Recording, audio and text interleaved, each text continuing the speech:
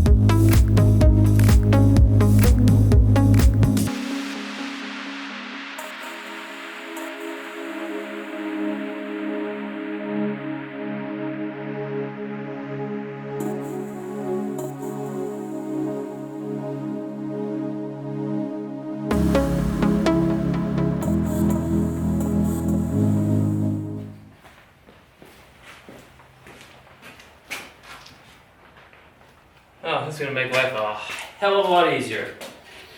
The only thing I need to do is I need to trim the corners of this guy, because when I originally made, I don't know if you can see it, I put a little brace on it and it just barely touches it there, so I'll probably get the porta band out and just cut little 45s on each side of this, and then it can go all the way around. But it actually wants to sit level, but it takes no effort to roll it up and sit it like that. So, Jesus, all these welds like just right here. Everything, God, it's so fucking nice. Oh shit. When I put it down there, I didn't.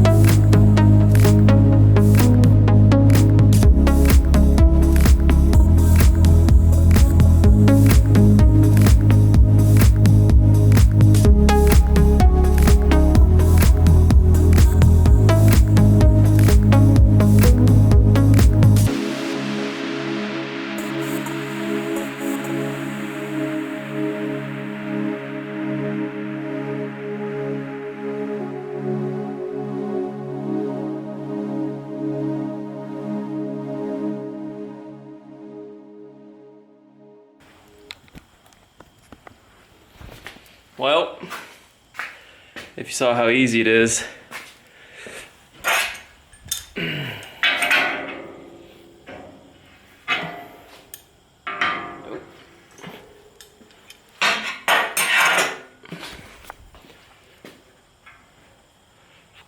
Of course I didn't get it enough. God.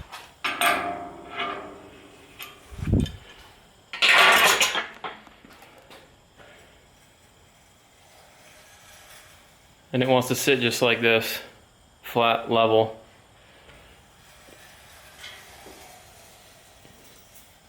But yeah, just roll it up, lock it down. Let's see. These things turned out pretty good. Gotta brush them off. It definitely makes getting up in the cracks and stuff. It's definitely, come on. Holy shit. That's probably the sun blowing it out back there, but yeah, it